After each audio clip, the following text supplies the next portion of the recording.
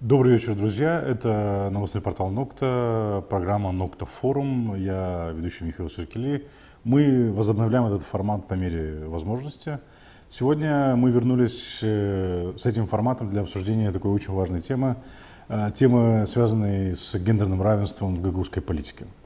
Хочу поговорить сегодня о том, насколько представлены женщины в гагаузской политике.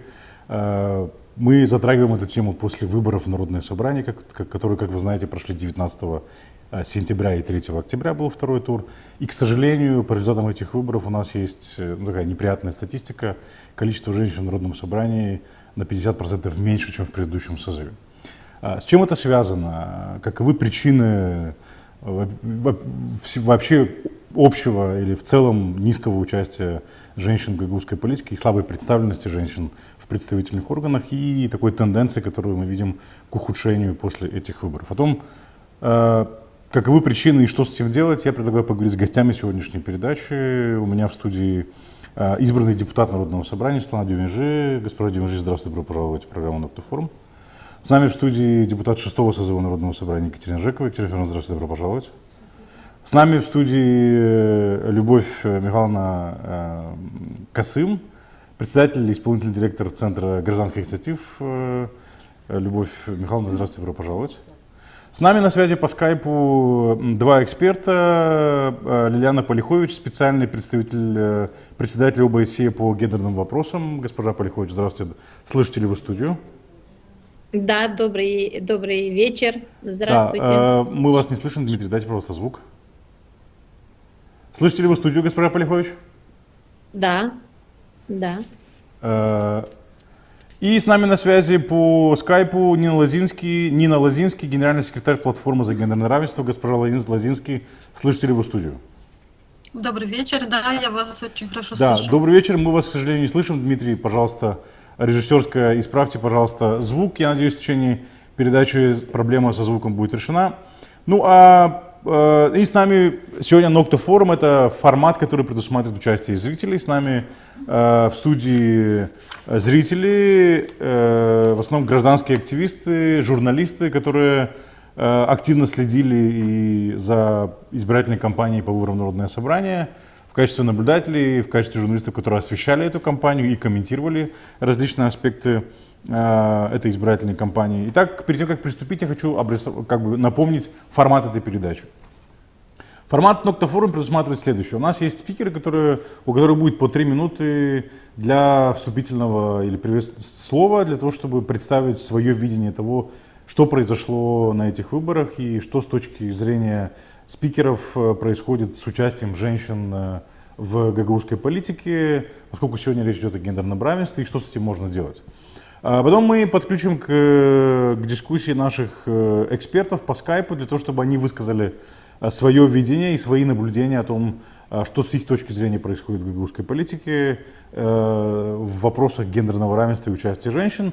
После этого мы подключим наших зрителей, которые находятся в студии, для комментариев и вопросов к спикерам и к экспертам, которые с нами по скайпу. Если все понятно, я предлагаю приступить к нашей сегодняшней дискуссии. Надеюсь, сегодня мы попытаемся дать ответы на те вопросы, которые, во всяком случае, возникли у меня.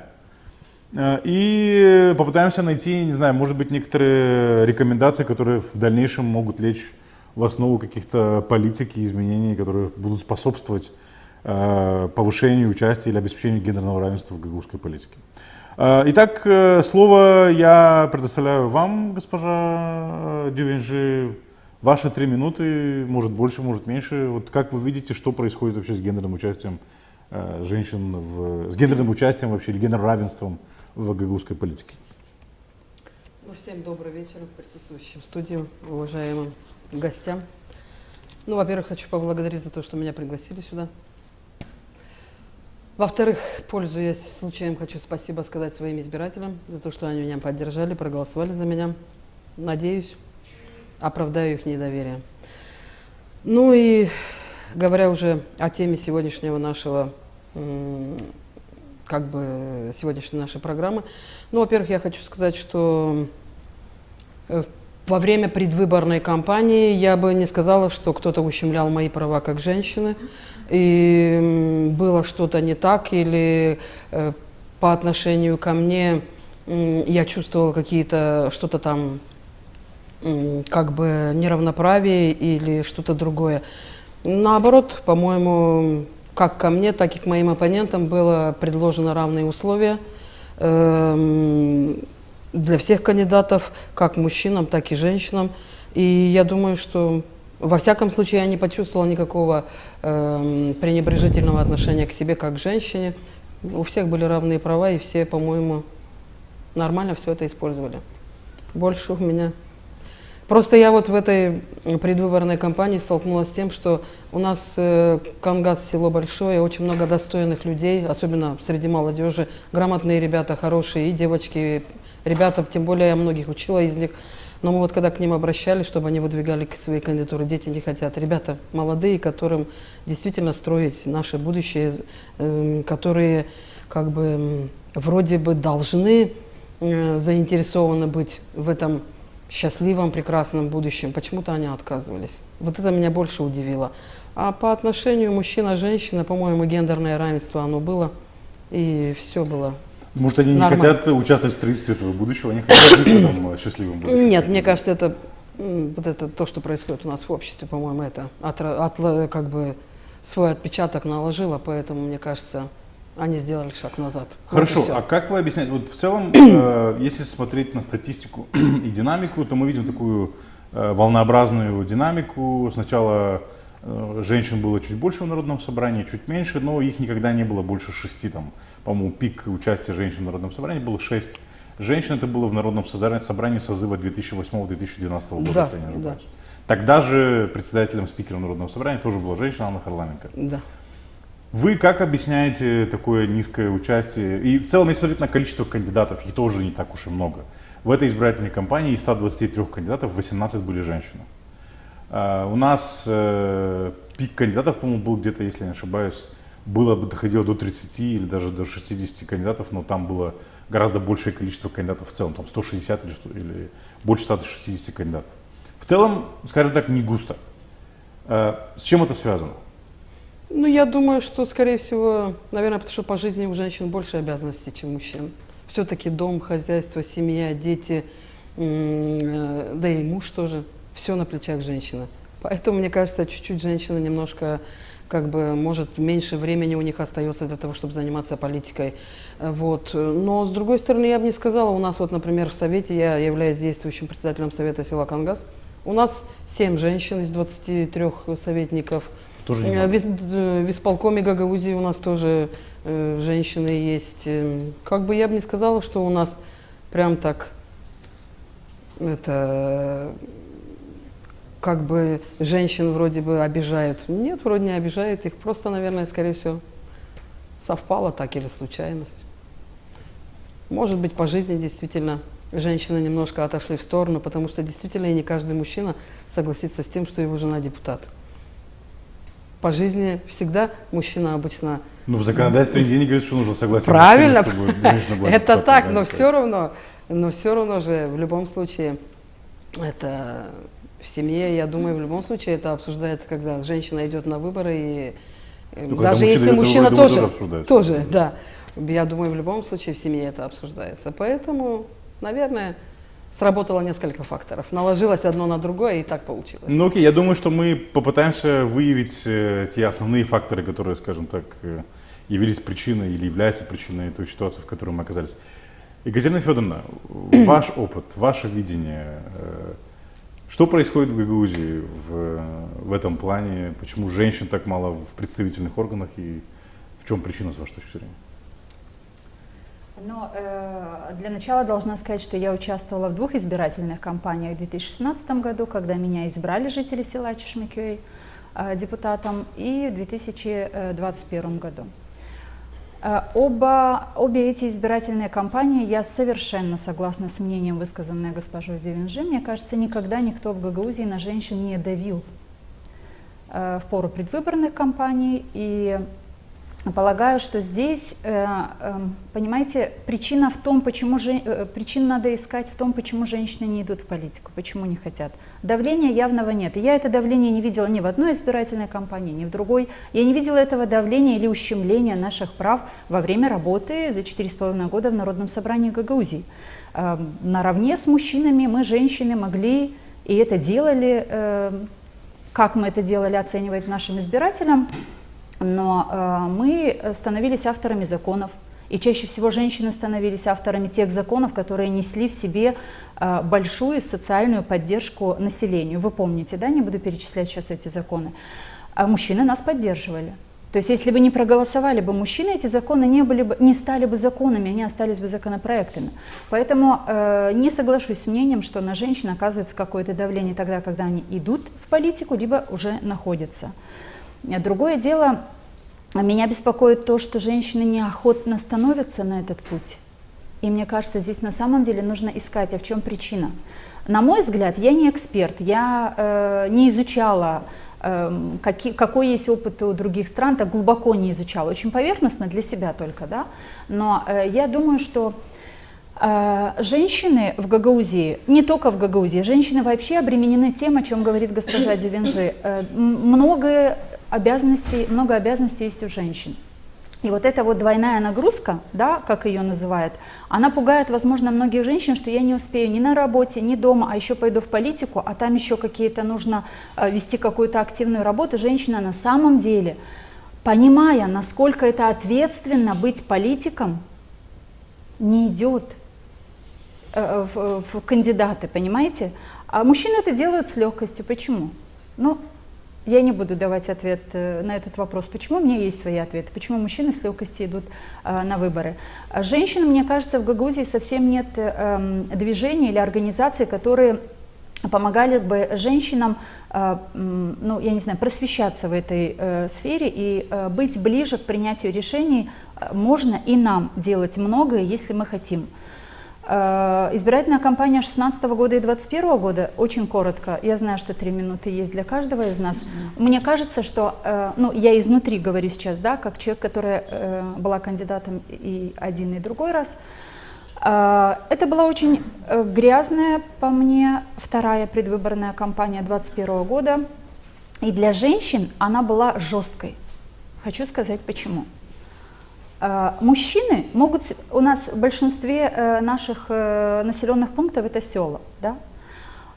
Мужчины-кандидаты в этой избирательной кампании очень легко, многие использовали вот этот вот, надо назвать вещи своими именами, использовали и подкуп, и уж не важно чем подкуп, зерном пшеницы, кукурузой, деньгами. И очень смело мужчины-кандидаты используют вот это вот налить 100 грамм, угостить пивом.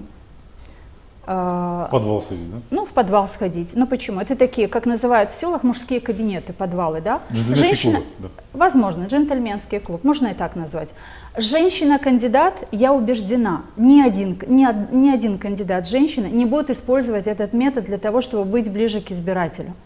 Это противоречит природе женщины, и это правильно. Естественно, что и я отношусь к категории тех женщин, которые не использовали этот метод, но этот метод на этих выборах очень сыграл. Сыграло еще и то, что кандидатам женщинам от партии вообще, мне кажется, было двигаться легче в этой избирательной кампании, потому что когда за тобой стоит какая-то партия, а эта партия имела успех на одних выборах, на других выборах Гагаузии, априори ты уже становишься как-то там более защищенная как кандидат, потому что за твоей спиной стоит партия. Я впервые увидела картину, думаю, что и вы, многие из вас подтвердите это, всегда в Гагаузии всегда участвовали партии. Помните, в выборах Народное собрание всегда были кандидаты от партий, от разных. Но больше всего выигрывали независимые кандидаты. И вот это первые, мне кажется, выборы, когда не независимые кандидаты получили большую поддержку, а получали кандидаты от партий. Вы имеете в виду количество депутатов, которые прошли? Ну, посмотрите, я говорю сейчас о Вулканежском районе, да? Ну, Вулканежский район, да, там в основном все от политической партии. Да. Да. Но я сейчас говорю о том, что очень жестко, и мне кажется, я наблюдала за тем, как идет предвыборная кампания А по другим населенным пунктам, как ее проводит партия социалистов, да, агрессивнее всего они действовали, эта партия, на мой взгляд, действовала в Волконежском районе. Я понимаю причины, почему это нужно было этой партии так действовать, но об этом не сегодня. Мы говорим сегодня о Ну, может быть, и гендерном сегодня, равенстве. почему нет? То есть, как бы, ну, в целом, да, в Волконежных все политические, Да. все кандидаты, там 5, ну, да, тот Карабалийский тоже от политической партии фактически. Ну, да. другой, да. Ну, другой тоже от политической политической партии, партии, да. Любовь Михайловна, вы наблюдали за этими выборами, и да, это не первые выборы, за которыми вы наблюдали. Вот с вашей точки зрения, что является причиной такого низкого участия, слабого участия женщин или слабой представленности в целом в политике, и такого низкого количества женщин-кандидатов в целом, и, как мы видим, по итогу только 2 женщины из 35 депутатов в Народном собрании? Да, действительно, я наблюдала за выборами в этом году в Народное собрание. Что я могу сказать? Моя территория это был Чедерлунский район. Вот, судя по тому, как шли выборы в Чедерлунском районе, у нас баллотировалось 8 женщин и примерно, по-моему, 42 мужчины. Вот. По Чедерлунскому району? По Чедерлунскому району. Мне приходилось разговаривать со многими женщинами, которые баллотировались, но, вы знаете, делать однозначное заключение о том, что им что-то мешало или не мешало, здесь, наверное, сложно, потому что некоторые кандидаты женщины шли не потому, что хотели, а они шли потому, что их попросили и поддержали. Вот. Был такой подход. Другие женщины шли, и когда с ними общаешься и берешь у них там какое-то интервью небольшое, просто беседуешь неформально с ними, они говорят, они настолько скромны, что они даже не хотят о себе рассказывать. Я говорю, а как же вы будете вот депутатом, если вы вдруг пройдете? Они говорят, вы знаете, вот сделали листовки, там обо мне рассказали, ну, в принципе, приду, научусь и во время работы, в принципе, войду в колею. Вот так они рассказывают, что и стану хорошим депутатом. Почему вы считаете, что хороший депутат должен учиться там? Чтобы стать хорошим депутатом, надо учиться там. Ну, женщины так говорят. Вы знаете, мы не родились депутатами. Мы хотим что-то сделать, помочь, но у нас нет пока никаких рычагов и инструментов. А эти инструменты, рычаги, они работают там в Народном собрании, и только там можно этому научиться. С другой стороны, почему так мало женщин прошло? Было 8 человек, и прошло только, депутатами стали только одна женщина. 8 человек, вы имеете по Чедерлунскому району? Да, по Чедерлунскому району, и только одна женщина с первого тура прошла в Народное собрание.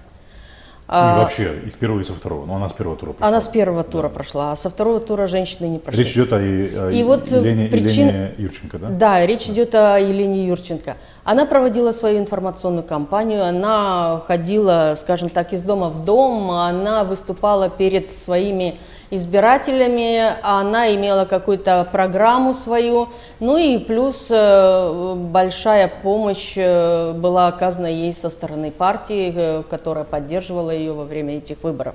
Все остальные женщины, они вот из-за того, что они не делали свою кампанию, не, скажем так, не рекламировали себя, свои личные качества, они, естественно, не прошли.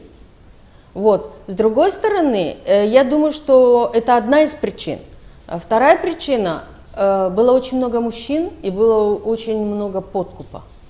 Хотя эти случаи подкупа доказать сложно, но мы все знаем, что особенно ко второму туру, когда ближе ко Дню пожилого человека раздавались пакеты, и все это говорили, что было приурочено ко Дню пожилого человека, на самом деле это были пакеты, раздаваемые кандидатами, агитаторами и так далее. Ну, это, насколько я понимаю, в вашем Чедерлунском районе, особенно в Чедерлунге, эти подарки раздавались и в поддержку женщин, и в поддержку мужчин.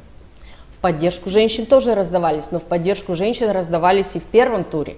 А я говорю, на втором туре, вот это было приурочено, дата выбрана, приурочена. Да, День пожилого человека, да? Да, и уже как бы было замаскировано тем, что это относительно этой даты.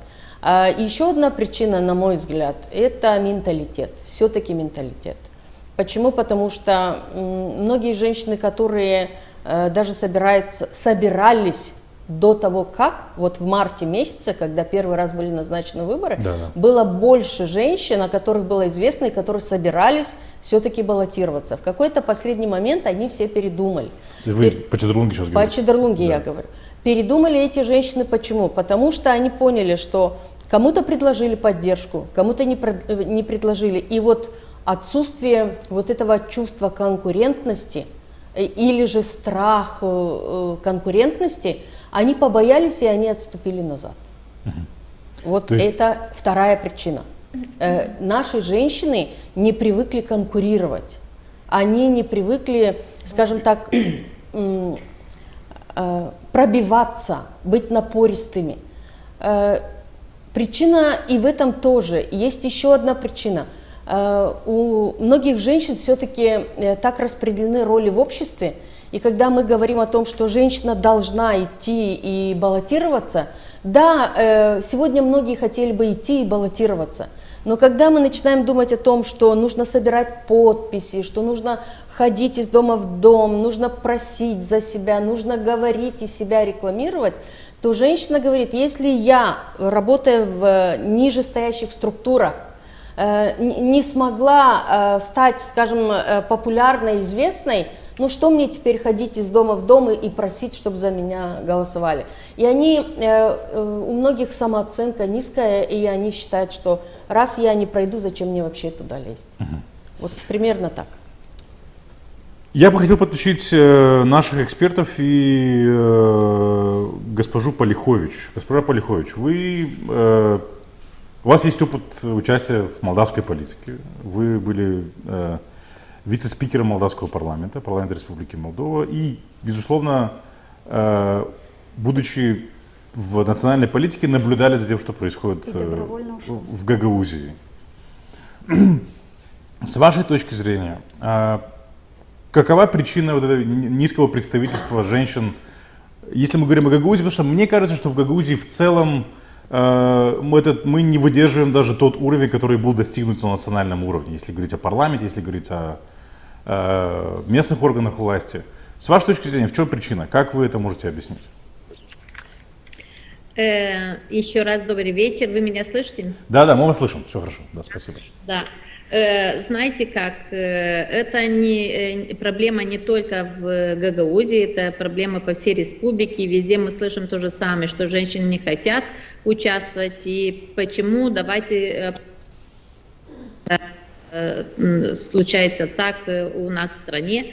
Но перед тем, как обсуждать, почему женщины не так охотно участвуют в предвыборных кампаниях, я бы хотела вернуться к участию женщин на выборах в местное собрание Гагаузии за последние, с 1995 года по 2021 года, то получается, что самое хорошее участие или самое большее количество женщин, которые зарегистрировались участвовать в выборах, это было в 2012 году, когда 20% из всех кандидатов были женщины. Но в этом году, мне кажется, что учитывая общее число женщин, которые зарегистрировалось, результат хороший. Это показывает, что есть шансы, что больше женщин были избраны в местные собрания Гагаузии. Из 14,8% кандидатов было женщин, и избрано было 2 женщины, это 5,8. Это получается почти больше, чем 1/3 из всех, которые участвовали, из женщин, которые участвовали в выборах, были избраны. Значит, боясь того, что нас не изберут, это не подходит, потому что больше, чем 30% из тех, которые зарегистрировались, были избраны. Значит, проблема в другом. С моей точки зрения, низкое участие женщин на выборах объясняется многими причинами. Пару из них были сегодня уже отмечены участницами в этом обсуждении. Но одна из самых важных – это ограниченная поддержка со стороны политических партий. Сегодня, мне кажется, что уже отметили, что вот из Чедерлунги, из 8 женщин, которые участвовали, одна стала депутатом, и то, что вы отметили, что она стала депутатом, потому что у нее была поддержка от политической партии. Это очень важно.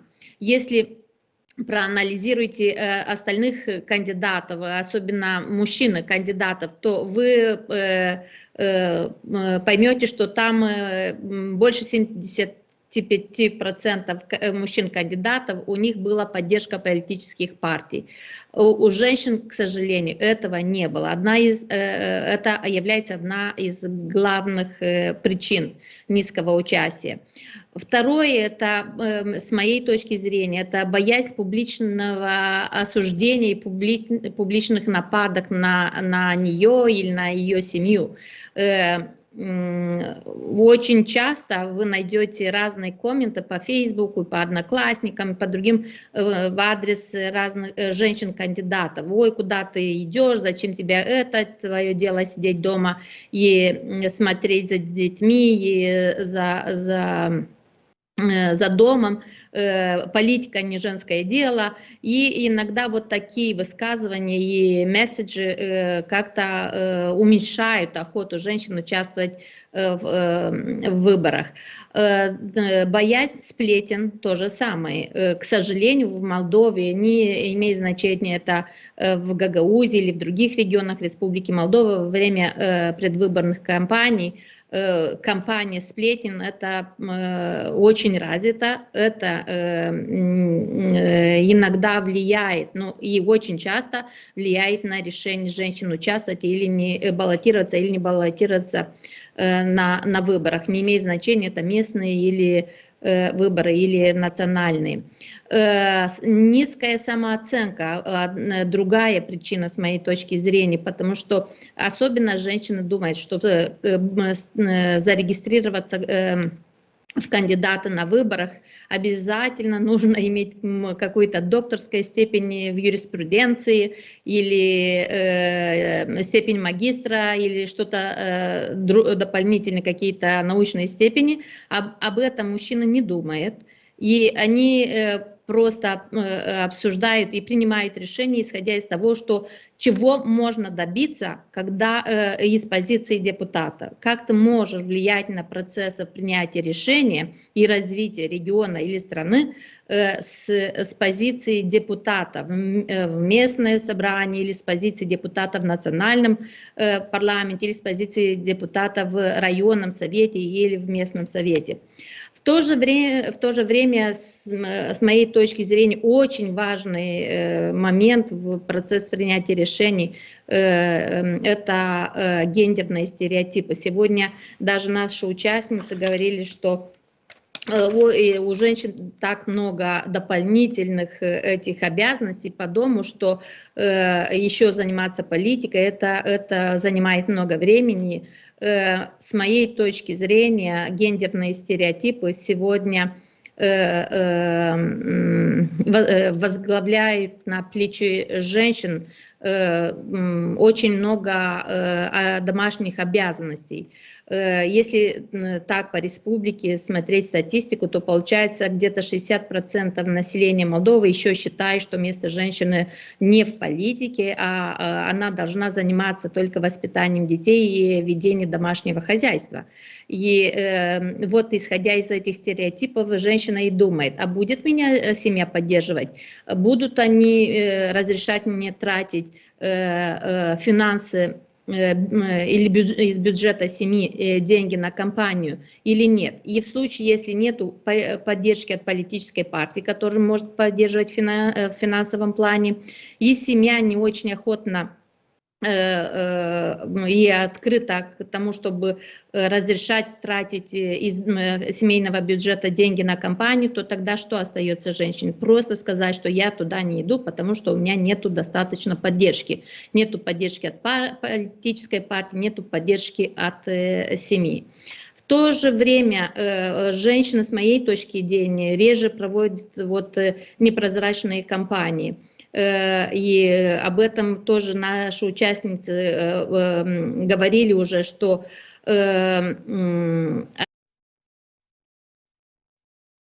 методы получения этих голосов с помощью мешков пшеницы или килограммов риса или макарон и так далее, они более открыты для обсуждения и представления своих планов, как они видят изменения ситуации в регионе. И в то же время другой аргумент, почему, или другая причина, почему женщины так в ограниченном количестве участвуют в выборах, это ограниченное знание политических и избирательных процессов. Иногда из-за того, что ты не знаешь достаточно хорошо, не понимаешь достаточно хорошо этих процессов, то тогда тебе кажется, что эти процессы будут ставить на твои плечи просто невыполнимые задачи. И тогда женщины отказываются от участия в выборах. Организация, еще в последнюю минуту, Да. в которой я работаю, с помощью, с поддержкой Евросоюза, создала Академию лидерства для женщин. Я призываю женщин из Гагаузии, чтобы записаться в эту программу, потому что эта поддержка получается бесплатной. И до следующих выборов вы сможете получить необходимую помощь для личного развития и для подготовки к следующим местным парламентских или следующих выборах в местные собрания Гагаузии. Так что варианты готовиться для этого есть. Чтобы повысить свою самооценку, есть такие программы. Нужно просто больше работать с женщинами и с населением, потому что менталитет населения влияет на результат выборов. Еще один аспект, который я хотел бы затронуть, это вот здесь было сказано, я согласен абсолютно со всем, что было сказано и вами, Светланой Родионовной, Екатериной Федоровной и Любовью Михайловной, и тем, что было сказано с госпожой Полихович. Но есть еще один аспект, почему женщины не хотят. И, по-моему, не хотят не только женщины, но очень многие и молодые люди. Вот вы сказали, Светлана Родионовна, что молодые люди как бы не хотят, потому что, ну что им там делать? Вопрос, который мы поднимаем очень часто, это народное собрание. Окей, человек пойдет в народное собрание, что там делать? Зарплаты нет. Ну, есть, но не у всех. Ну да, из 35 11 депутатов могут получать зарплату, если захотят. И это те, которые в президиуме. Но не если захотят, если их изберут председателями комиссии. Да, в президиум, да, в данном случае. Конечно. Да, это спикер, 2 зама и председатель комиссии. Да. Вот в этих условиях что делать? То есть это, по-моему, еще один фактор, который демотивирует, в данном случае, женщин, и не только женщин, идти в народное собрание. То есть как зарабатывать деньги? То есть ты тратишь время. Почему Поэтому в народное собрание у нас в Гагаузии чаще всего, много лет подряд мы об этом говорим, идут бизнесмены, которые обеспечены и которые не будут нуждаться в заработной плате. Женщина, которая примет решение пойти на выборах, участвовать в народное собрание Гагаузии, станет депутатом, она тут же, вот представьте себе, что из Вулканешт человек должен добираться на заседание, за дорогу оплачивают, она свою основную работу пропустит, она педагог в школе, допустим, я сейчас моделирую ситуацию, да, то есть она потом должна отработать эти часы. Вы понимаете, какая нагрузка на женщин, если уж говорить вообще о принятии решений? Ну, это, конечно, единственная причина, по которой женщины не идут, но она не главная, Михаил, мне так кажется. мне все-таки кажется, что то, о чем говорила госпожа Полихович, вот это нежелание познавать вот эти лидерские пути, да, взять на себя ответственность, возглавить какую-то компанию. Вы посмотрите, очень мало женщин, и я не думаю, что здесь в самооценке проблема. Женщины просто не хотят себя этим обременять. Я вижу, что можно сдвинуть с мертвой точки этот вопрос только тогда, когда будет очень много компаний, всякого рода компаний. Пусть это будет академия, о которой говорит госпожа Полихович. Надо женщинам рассказывать о том, что мы с вами можем. Но сидеть и наблюдать со стороны, как общество развивается, но я не думаю, что женщины все готовы. У многих женщин есть очень хорошие идеи, но они их выскажут мужчинам, а мужчины не донесут до законопроекта, и не станет эта идея законом. Поэтому нам нужно просто женщинам быть активнее. Светлана, вот очень многие говорят, что у многих женщин, и много женщин было... Я согласен с тем, что у нас формально были две партии. Это партия Блок коммунистов и социалистов и партия Пачо, да, то есть «Строим Европу дома». Там 9 кандидатов, по-моему, нет, 22 кандидата от Блока коммунистов и социалистов и 2 кандидата от партии Пачо. Но было очень много кандидатов, которые шли при поддержке неформальных групп. Вас кто-то поддерживал? Вы сказали нашим журналистам, что вас попросили жители Кангаза баллотироваться. Но была ли какая-то группа, которая поддерживала вас, и кто вам оказывал поддержку в этом избирательном процессе?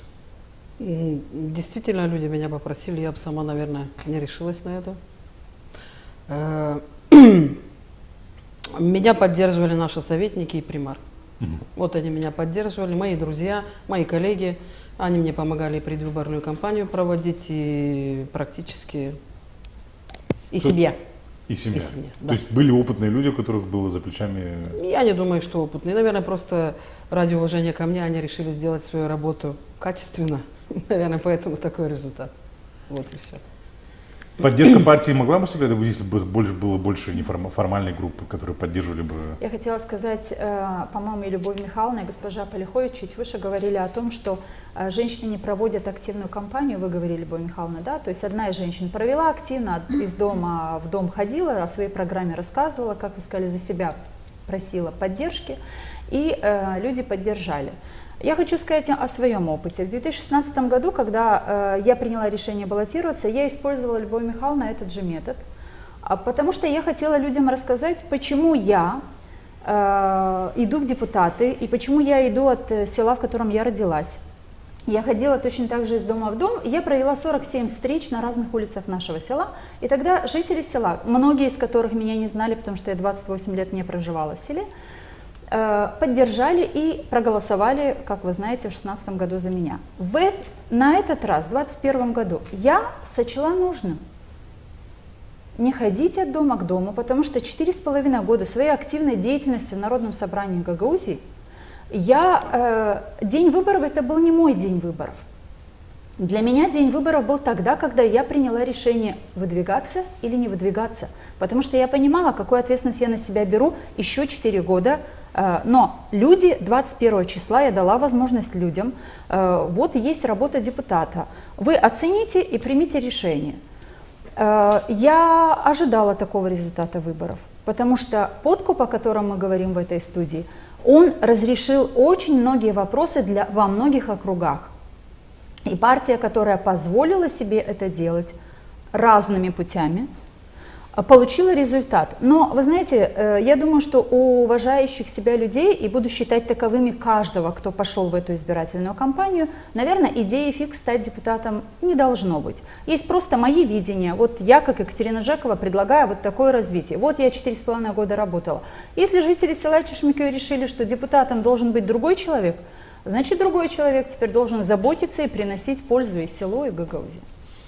Госпожа Полихович, вы хотели что-то добавить? Я так, мне так показалось. Да, просто, знаете, как хотела прокомментировать, что госпожа Жекова сказала, что вот одни женщины выбирают одну стратегию для проведения своей кампании, другие другую. Конечно, голосовать же за женщину можно тогда, когда избиратель знает эту женщину.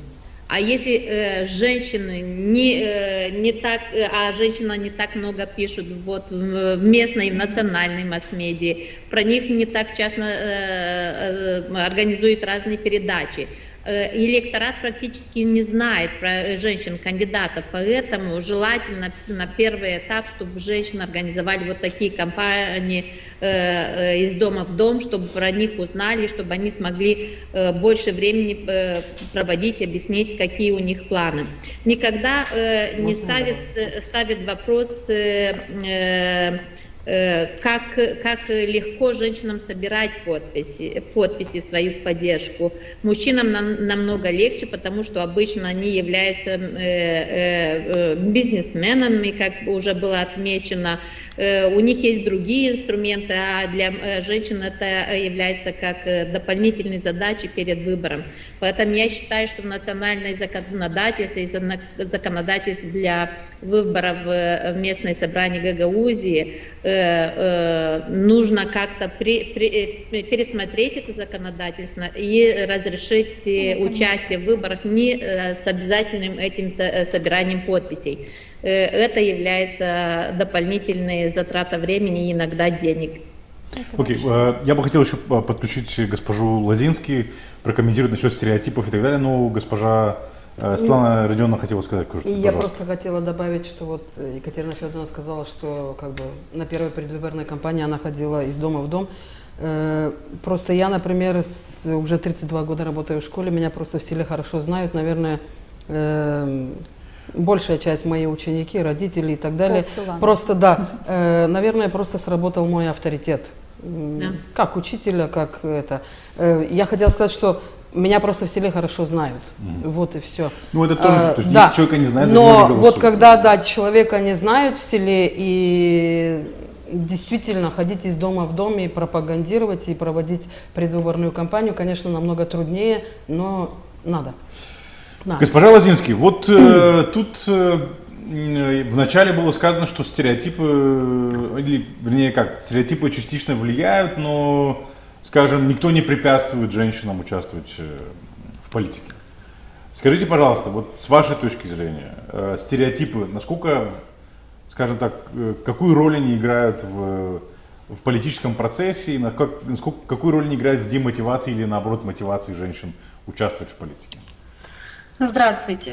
С моей точки зрения, вот то, что вы сейчас разговариваете, очень важно, потому что такой первоначальный обзор будто ничего не влияет на то, чтобы женщины участвовали в выборах, правильно? Да, вот не было такое сказано, чтобы, нету давления на женщин, а женщины, они сами не хотят участвовать в выборах. Но все-таки каждый раз есть такие вот косвенные барьеры, которые даже озвучили в вашей студии. То, что у женщин нет времени, у женщин нет ресурса, у женщин нет поддержки.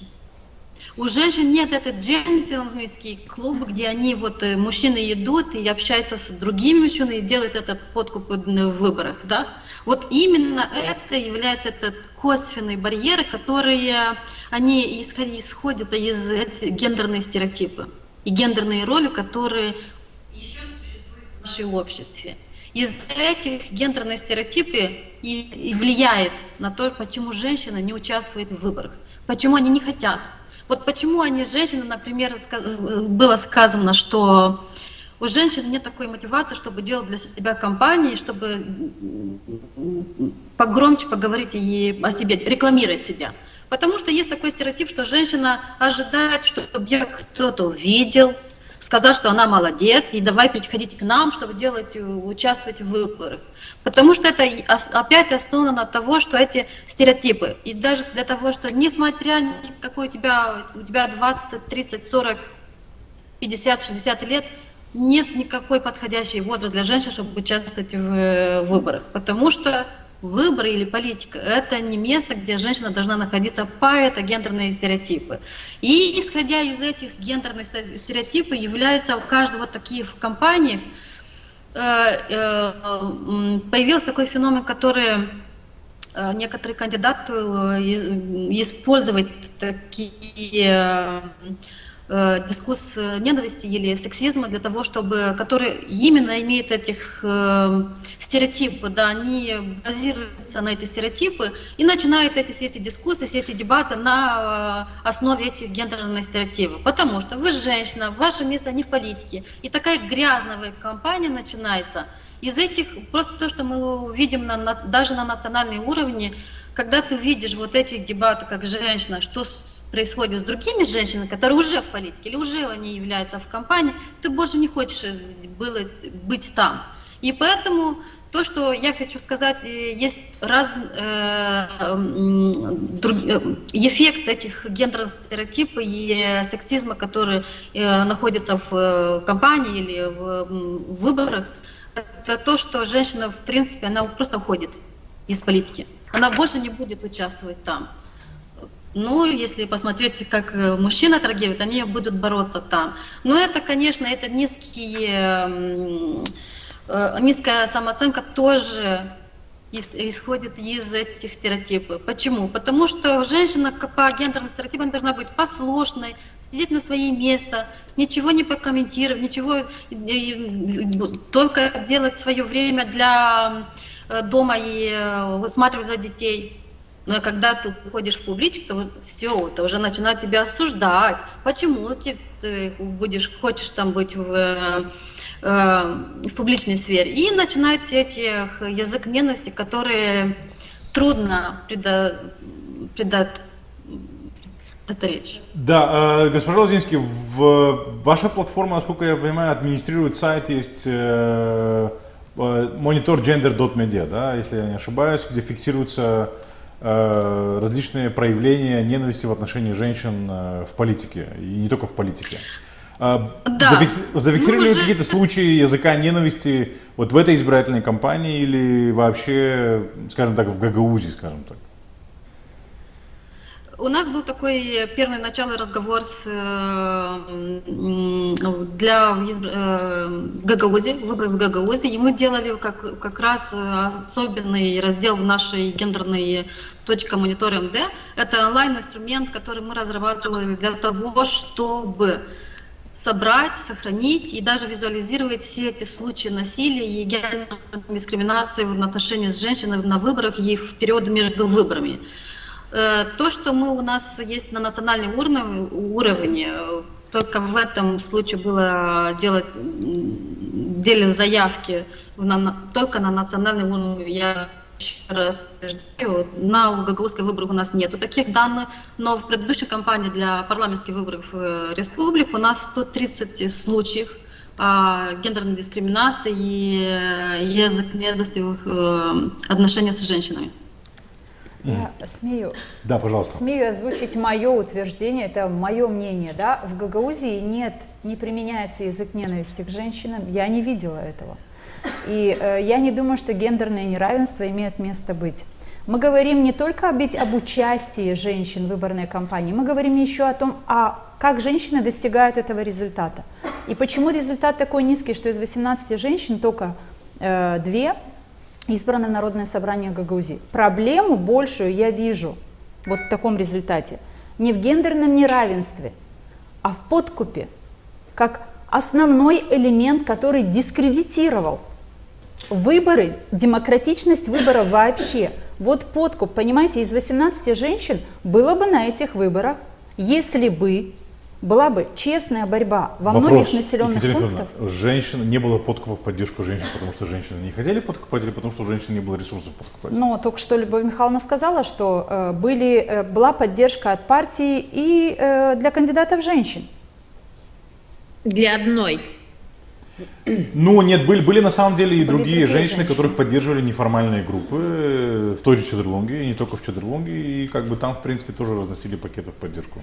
Вы понимаете, подкуп надо рассматривать как... И этого тоже я хочу сказать, уважаемые эксперты, которые с нами на связи. Я хочу, опять же, это мое мнение, из моих наблюдений в Гагаузии. Женщина боится участвовать в подкупе, понимаете? Женщина сама не будет раздавать эти деньги. И я понимала, что результат выборов по моему округу будет такой, какой он есть. Мне звонили за 3 дня до этого и говорили мои односельчане, а вот там подкупают, вот улица такая-то, адрес такой-то, сделайте что-нибудь. Я сказала, я не пойду и не буду ходить с камерой в руках и снимать это. У каждого избирателя есть право. Если и основная проблема еще и в том, что у нас выборы имеют такой результат, да? Мужчины быстрее предлагают какие-то такие методы, которые очень быстро убеждают мужчин, да, поддержать, быть солидарными, поддержать мужчину. Тем более, что если он там сельхозлидер, еще какие-то у него есть, скажем, финансовые привилегии перед другим кандидатом. Рассматривать нужно основную проблему как подкуп, и как женщины не могут по природе своей на это идти открыто, понимаете? А не то, что женщин мало, женщин достаточно было из Вообще, 18. вот практика показывает, что Могли бы быть избраны больше. если есть выбор между женщиной и мужчиной, то, как правило, мужчины всегда выбирают мужчину, а женщину выбирают женщины. Но этих женщин очень мало, потому что даже если смотреть по выходу на выборы, то мужчин вышло больше, чем женщин. Любовь Михайловна, К сожалению, хорошо. мы не А можем вот посмотреть эту статистику, потому что Центральная избирательная комиссия Гагаузии не вела отдельную статистику участия мужчин и женщин. Михаил, но у нас есть, ну, во всяком случае, я сейчас могу озвучить два примера, да. Выборы в 2015 году Башканы Гагаузии. 12 кандидатов, одна женщина выигрывает женщина. Да. Что? Выборы в Чешмекёе в 2016 году. 5 кандидатов, я одна женщина, 4 мужчин, выигрывает женщина. Еще раз говорю, мое убежденное мнение. Если бы на этих выборах не подкуп, вот такой, какой он был, женщин, избранных в Народное собрание Гагаузии, было бы больше. Лично я сказала, что мне любыми средствами стать депутатом не надо, поэтому для меня не подходит. И так, наверное, думали многие женщины, я убеждена. Я бы хотел подключить зрителей в студии. Пожалуйста, если у кого-то есть желание сделать комментарий, задать вопрос экспертам. Многие из вас, уважаемые коллеги в студии, наблюдали, освещали эти выборы. Что вы скажете, Ангелина, пожалуйста? Представьтесь, Ангелина. Да. Меня зовут Ангелина, я журналистка Нокта. Это, наверное, не вопрос, это больше комментарий относительно того, что женщины не участвуют в подкупе. Екатерина Федоровна, возможно, у вас какое-то идеальное представление мира, но даже в сети интернет, в крайнем случае по Камрадскому округу, выкладывали видео о том, что женщина разносила пакеты. Я не буду называть имена, чтобы никого не дискредитировать, но такие Ее имя случаи... очень известно, чтобы его называть, да? Да, либо так. Но в любом случае такое бывает, просто есть разные женщины, как и разные люди в принципе. Возможно, я не мониторизировала до конца, потому что сама была занята выборной кампанией. Возможно, это имеет место быть, но я хочу сказать еще об одной вещи. Помимо подкупа, надо рассматривать еще и участие или вот этот прием админ-ресурс, его использование. Вот на этих выборах, как никогда, мне кажется, я наблюдаю за выборами все 20 с лишним лет, просто как гражданин, как житель, никогда я не наблюдала такого активного использования админресурса исполнительным комитетом Гагаузии. И вот это тоже сыграло свою роль. Андрей, пожалуйста, да, вы хотели прокомментировать. Один из немногих мужчин в этой студии, оператор, я ведущий. Есть еще. И еще мужчина. Да, мы мужчины, нас эта тема все же интересует. Для начала, наверное, хотелось бы немножко сказать свое мнение. Я не считаю, что сейчас, в 2021 году, избиратель не голосует за женщину только потому, что она женщина. У нас есть примеры, вот, и Башкан, и депутаты, то есть за них голосовали как мужчины, так и женщины. Теперь вопрос тем, кто был депутатом, тем, кто есть депутатом. Когда вы приняли решение идти в политику, баллотироваться на выборы, как отреагировали ваши семьи? Не сказали ли вам, что куда ты идешь, надо ли тебе это и так далее, и так далее? То есть вот на вашем личном опыте хотелось бы услышать. Слава Ердёновна, да, пожалуйста. Ну, во-первых, моя семья, я сразу сказала, что они меня поддержали. Реакция родственников, сестры, братьев, они сразу меня поддержали. Муж сказал, решай сама, думай сама. Все. Что надо будет, я и всем, чем смогу, я тебя поддержу, но выбор ты должна сделать сама. Все. Так было. То есть не было такого, а поддержал вас в избирательной кампании, участвовал муж, супруг? Да, конечно.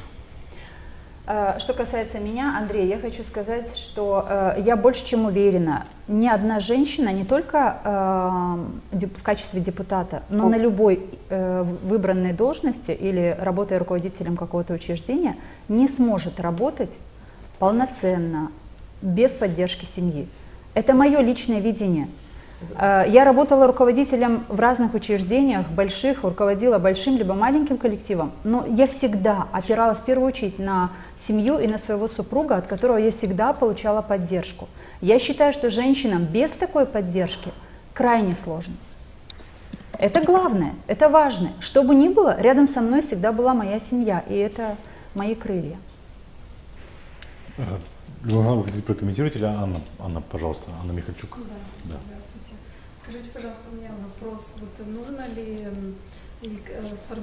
формировать общественное мнение для того, чтобы смотивировать женщин выдвигаться в депутаты и участвовать в политике? Если нужно, то каким образом это можно делать? Очень Мотивировать женщин. Да. Очень нужно. Каким образом вы это видите? Ну, давайте, Давайте я начну. Дело в том, что смотивировать женщину, вот как я вижу, как председатель общественной организации, мы когда начинаем говорить о том, что женщина должна куда-то выдвигаться, ну хотя бы даже не то, что выдвигаться во власть, а женщина должна заявить о себе. Для того, чтобы женщина о себе заявила, ее нужно поддержать. Чтобы ее поддержать, нужно каким-то образом вовлечь ее в какую-то группу, в какую-то деятельность, в общественную деятельность, чтобы женщина могла каким-то образом понять, что она может. Может ли она работать в команде, может ли она быть лидером, может ли она вести за собой коллектив и так далее. Но очень много женщин, которые боятся вот этого риска, первого шага, они боятся. Очень много женщин у нас зависят от того, где они работают, от своего работодателя. Вы знаете, мы когда начинали свою организацию, у нас было около 12 активных женщин, которые вовлекались с нами в одну организацию, в работу. И когда мы начали работать активно и начали говорить о проблемах, начали предлагать инициативы, то оказалось, что эти женщины где-то работают, и им работодатели делают замечания, что они не должны так активизироваться, и они все время должны помнить, где они работают. Кстати, еще один аспект, который мы сегодня, кстати, не затронули. Да, Вот это работодатель. я да. почему и хочу это подчеркнуть, потому что даже из того, что мы создаем какие-то группы, где-то общаемся, где-то активно высказываемся, то эти люди со временем, они просто уходят на второй план, они могут подсказать, но уже не так публично. То есть получается так, что если женщина где-то работает и держится за свою работу, она боится... Руководство своего это одно, она боится публично высказать свое мнение и выставляет сама себе несколько фильтров. То есть фильтрует, и получается, что самоцензура появляется. То есть я для того, чтобы что-то сказать, я должна подумать, что подумает мой руководитель, что подумает моя семья, что подумает тот, третий и четвертый. Поэтому вот это один из барьеров. Для того, чтобы стать лидером, нужно сбросить все эти страхи, нужно, чтобы избавиться от них. Вы хотели тоже прокомментировать? Ну, я единственное, что хочу сказать, что в этом плане, вот если какую-то работу проводить с этими женщинами, просто можно, есть ассоциации женщин, вы, по-моему, представитель Чадарунской, да? Насколько Нет, ассоциация гражданских инициатив и...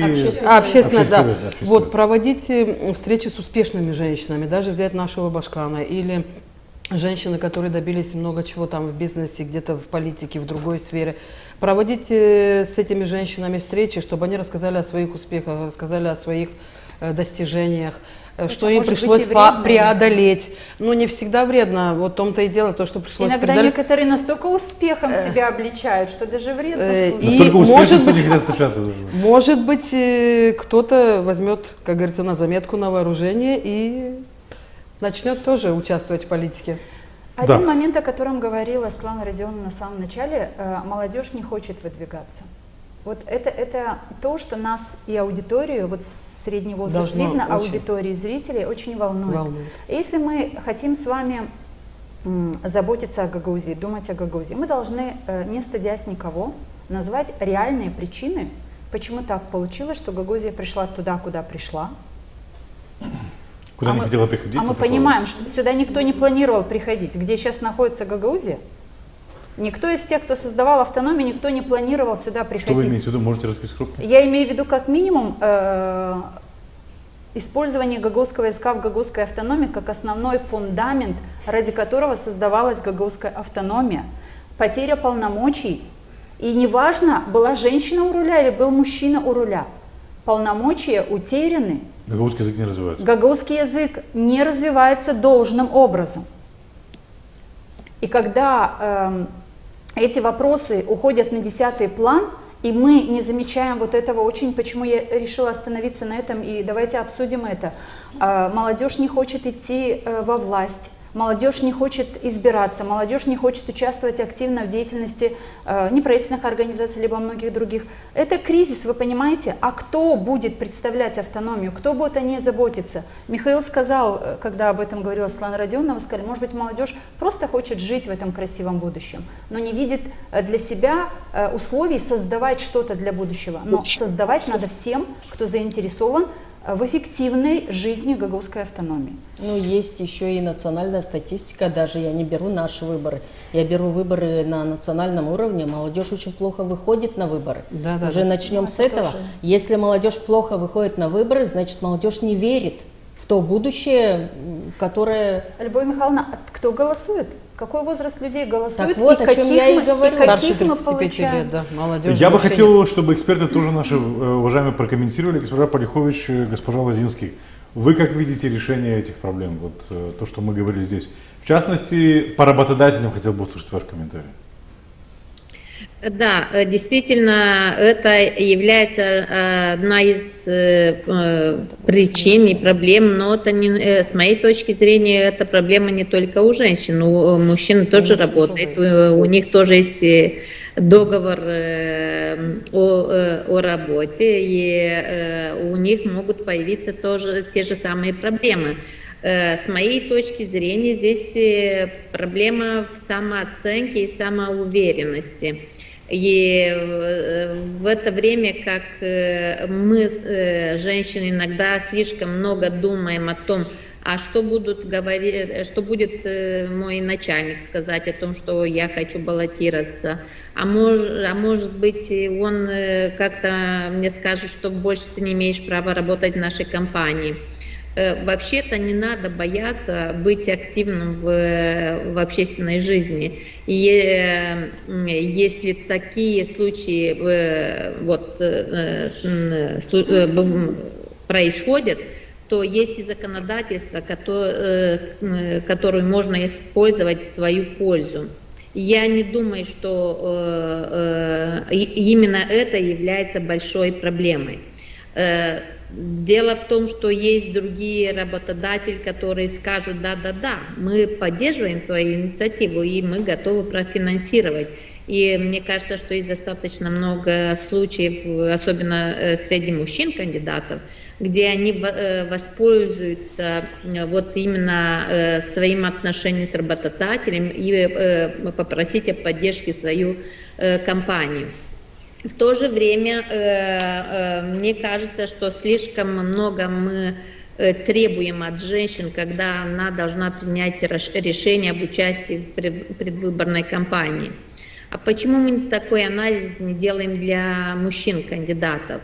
Почему мы никогда не говорим, а давайте проанализировать, какого качества депутатов он станет. Всегда мы ставим вопрос, готова эта женщина стать хорошим депутатом, или она хочет учиться, как быть хорошим депутатом в парламенте. Мне кажется, что мы как общество ставим разные критерии оценки кандидатов. Для женщин более требовательные критерии, а для мужчин более такие... А у избирателя нет этих критериев, госпожа Полихович. У избирателя нет этих критериев. Избиратель вообще не знает, что такое качественно работающий депутат. Я с вами не согласна. Избиратели избирают того, кого знают. А если тебя никто не знает, как тебя будут голосовать? Вот участница в обсуждении говорила, я была уверена, что меня будут поддерживать, потому что я работала 30 лет учительницей в этой селе, мне знают как хорошего профессионала. Вот именно так, женщины хорошие профессионалы, мы должны поддерживать, и мы должны делать все возможное, чтобы избиратель знал как можно больше информации о женщинах активных, которые являются хорошими профессионалы в разной сфере деятельности. Потому что в местные собрания, как в национальном парламенте, нужны и хорошие учителя, и хорошие доктора, и хорошие экономисты, и инженеры, и специалисты разных профилей. Тогда мы сможем быть уверенным, что законодательство, которое разрабатывается ими, она отвечает требованиям и она разработана профессионалами. А когда женщины не имеют доступ к этим процессам, то извините, пожалуйста, как сможет понять мужчина в местном парламенте или в национальном, почему требуется срочный ремонт в родильном доме? А та женщина, которая была там и увидела какие там условия, для нее это будет принцип или дело чести, делать все возможное и бороться за бюджет, чтобы делать ремонт в том Закон о питании детей. 99% директоров женщины голосовали и, не голосовали, а выступали против того, чтобы кормить детей. 99% директоров школ женщины в автономии. И когда мы предлагали и приняли в результате закон о фонде «Здоровое поколение» кормить детей с 5 по 12 классы, директора выступали активно против такого закона. Я согласна. Я вам скажу почему. Я в школе работаю. Потому что для них но для них самое главное было организовать этот процесс. И никто из-за того, что школа находится на самофинансировании, никто, ни управление образования, ни исполком об этом не подумал. Потому что нет, для вас самое главное это здоровое поколение, здоровые дети. А для директора школы это организовать. У нас 300 детей. Организовали в результате? Да, а кто заплатил этим поварам? А вы знаете, сколько бюджет, поваров ушло? Нет. Бюджет заплатил. Они кормили, вот сегодня начальные классы кормят у нас в школе 140 детей. В прошлом году кормили 300. Она получала ту же зарплату, что и сегодня получает. Кто из вас будет бесплатно работать и кормить в 2 раза больше детей бесплатно работать? Ну вы в народное собрание идете, вы будете? Вот поэтому я вам говорю, что для директора самое главное организовать это. Никто не против того, чтобы деточек кормить. Все за. А единственное, что надо организовать... Был же организован. Да, был организован. Я думаю, что закон деньги из можно было... бюджета были Тендера, все, но зарплаты поварам никто не повысил, посудомойщикам никто не повысил. Они работали на ту же самую зарплату. Анна Лозинский, ваш комментарий по Это поводу, так и есть. если можно, вы бы хотели, я так понимаю, тоже что прокомментировать. выделялись на это. Мы просто углубились в местные баталии по поводу того, что ждет. Да.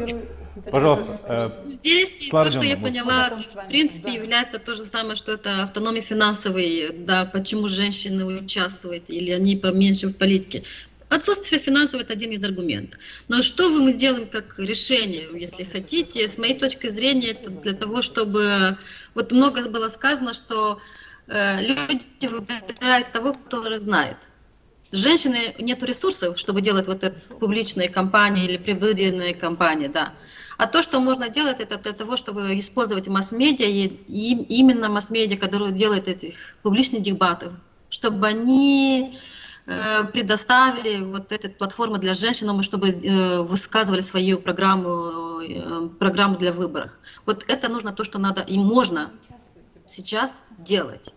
Предоставить этот форум для того, чтобы женщины участвовали в этом. Даже в этих выборах, из наших, вот то, что мы делаем мониторинг, 80% из публичных дебатов участвовали только мужчины. Женщины были на экране только 20%. Как мы можем узнать о женщинах, которые о них в выборах участвуют, если о них нету? Вы про какие публичные дебаты говорите, госпожа Лозинский? Про какие дебаты? Предвыборные или в целом ток-шоу? Предвыборные дебаты. Все, в принципе, то же самое и процент является. Женщина отсутствует в масс-медиа и в телевидении. Михаил, если вы проанализируете вообще все, что печатается в вашем регионе про женщин, что вы там найдете? Ну, мы найдем только одну женщину, если что. Какая там информация о активных женщин, которые проживают в разных районах Гагаузии? Госпожа Полихович, простите, а вы хотите, чтобы о других женщинах тоже общественное телевидение и радио говорило? Конечно, почему нет? А общественное телевидение и радио так не считает. Общественное телевидение и радио говорит только об одной женщине. Говорит об одной женщине. Извините, это, как вы сказали, что называется общественное телевидение, это означает, что это платформа для всех. Я бы хотела увидеть вот программу про вот ваших директоров школ, чтобы у них там была платформа и место, где высказаться, почему они считают решение неправильным, или чтобы разъяснить народу, что мы не против того, чтобы кормить детей, а мы против системы, как организована, или почему мы не имеем больше информации о женщинах, которые являются хорошими бизнесменами в вашем регионе, потому что есть такие женщины у вас, а почему люди не должны узнавать о них задолго за этими выборами? Тогда бы процент участия женщин в выборах и процент женщин, которые были бы избраны в депутатов местного собрания Гагаузии, был намного... Был бы выше, согласен. У нас тут есть гости, хотели высказаться. Лена, пожалуйста, вы хотели высказаться. У меня, Елена Журналистка Нокта. Участие в информационной кампании, работа с женщинами, да, согласна, что это нужно делать. Но мы можем сколько угодно организовывать различные школы, различные тренинги для женщин с женщинами, но я считаю, что мы должны все-таки поместить их в такие условия, в которых они примерно будут тогда, когда они попадут во власть, в народное собрание. Нужно студенты, молодежь, люди старшего возраста, чтобы участвовали и женщины, и мужчины в этих встречах, чтобы они учились конкурировать мужчины с женщинами, чтобы они находились в этой атмосфере. Потому что женщины, если будут учиться друг с другом конкурировать, спорить, да, они научатся, а потом появится какой-то мужчина перед ними, и перед ними встанет какой-то другой барьер, и они будут знать, как через него переступить. То есть, Лена, я так понимаю, что твоя идея заключается в том, чтобы до того, как участвовать в выборах в Народное собрание, должен быть какой-то опыт другой конкуренции, публичной конкуренции на различные должности. Да, и в части Быть того, на слуху, что да, выше нужна структура. кампания, но обязательно должны участвовать и женщины, и мужчины друг с другом. Не нужно их разделять, потому что мы говорим о гендерном равенстве, но мы потом опять разделяем отдельно женщин. Вы знаете, я вам скажу, можно я как бы короткая реплика. Значит, вот я проработала в СМИ 20 с лишним лет, да? Сколько у нас не было программ, мы приглашали женщин. Женщины отказываются идти в программу публично говорить. Это на нашем местном уровне, на районном уровне. Это первое. Второе. Женщины с удовольствием собираются в клубы различные, где можно чай попить, просто поговорить, но без камеры. И там они высказывают свое мнение, они могут часами рассказывать, вспоминать и так далее. Как только касается публичности, и как только касается серьезных тем, связанных с выборами, с какими-то вопросами управления и так далее, женщины отказываются наотрез идти обсуждать такие вопросы. Поэтому мне кажется, что такие условия женщину поставила наша система. И даже в какой-то степени наши какие-то местные особенности, такие, где не совсем дают возможности и не создают условия для женщины, чтобы женщина развивалась. Почему? Потому что, вы посмотрите, вот мы сельскохозяйственный аграрный сектор, да? Чем занимаются женщины в таких районах и регионах? Сельским хозяйством. Если не сельским хозяйством, обязательно где-то сидят секретарями или бухгалтерами или кем-то еще. Они с чем работают? Они работают с цифрами. Рутина, в общем. Рутина, да. Они никогда публично нигде не высказывали свое мнение. И даже там, где хотели, им не позволяли. Поэтому вы найдите мне таких людей, которые захотят. Я имею мнение, я хочу высказаться. Вот я его имею, и я хочу высказаться. Но это в равной степени относится и к мужчинам и женщинам, потому да, что это система образования не способствует поэтому я говорю в мнения. целом, поэтому я говорю в целом о системе. А теперь, что касается телевидения. Значит, в телевидении я столько лет проработала, я вам хочу сказать, что женщины, которые могли бы и хотели бы говорить, они не хотят, они говорят, можно без камеры. Или можно вы нам зададите вопросы, мы их дома поупражняемся, подготовим и скажем. Нет, это уже не мнение, это идет что-то другое. Поэтому сложно мне, я не знаю, вы можете, конечно, не поверить, но очень мало женщин, которые ищут платформу, площадку, где бы высказаться. У нас очень много сейчас и форумов, и программ и так далее. Но женщины, они не рвутся туда, не просятся, не хотят, они нигде не озвучивают. Поднимите женщину на родительском собрании. Кто больше всего говорит в школе? Говорит председатель родительского комитета и говорит учительница. Все остальные, немые, все молчат. Почему так происходит? Посмотрите, потому с другой что мы стороны, возьмите, говорили. сколько у нас школ, по крайней мере, в нашем районе. Кто возглавляет? Женщины. Когда подходишь с микрофоном и говоришь, можно у вас спросить? 26 учебных Нет, заведений. нет, отвечать никто не хочет. Ни у кого то ли нет мнения, или говорят, я не фотогенична, не телегенична, у меня речь не поставлена, я плохо говорю по-русски и так далее. Кучу отговорок женщины не По-кыргызски хотят. можно, когда Да. плохо говорят. Александр, да, И пожалуйста. потом СМИ у нас все ангажированы, если на то пошло. Ну, потому что у Александр, я них наблюдал это за двойные выборами. критерии. Да, я знаю, да, Александр. Да, Интересно было. Фактор, наверное, знаете, Да, потому что вас не видно из камеры, да. фактор, наверное, сплетен по отношению к женщинам он сыграл. Он сыграл, как будут относиться, что расскажут и так далее. К мужчинам это немножко наоборот. И такой вопрос. То есть сплетни мужчинам способствовали, вы хотите сказать, да? Да. Такой вопрос. Мужчины просто щедры на сплетни. Все, скажем так, собирается общество, народное собрание, не общество, народное собрание, люди из общества, которые до того, как избираются, говорят о хорошем, о звездах, о лучшей жизни. Почему, когда они уже выбраны и собраны, начинают ругаться внутри, хотя у всех была одна цель – преследовать лучшую жизнь. И для людей, и для общества своего населенного пункта, и в целом. Это... Они за эту лучшую жизнь готовы порвать любого, понимаете? вы? Ну, у всех цель одна была – сделать все хорошо, чтобы было все, но почему-то потом начинаются склоки и начинается перетягивание всего этого одеяла, всего нам, вам, почему так происходит. И сейчас вы как стали депутатом, как вы будете с этим бороться?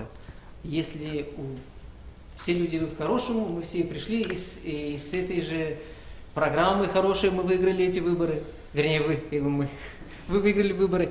Если так пойдет дальше, как вы будете работать? Спасибо. Вам, я так понимаю, вопрос Я был понял, вам, я да. понял. Спасибо за вопрос. Но, в принципе, вы правы, потому что у нас тоже совет довольно-таки очень интересно проходят заседания, проходили во всяком случае. 23 человека в совете. Да, 23 советника. Действительно, постоянно такие вот, не то что скандалы, но противоречия были. Да, споры, противоречия были. Ну, я не знаю, наверное, это зависит, во-первых,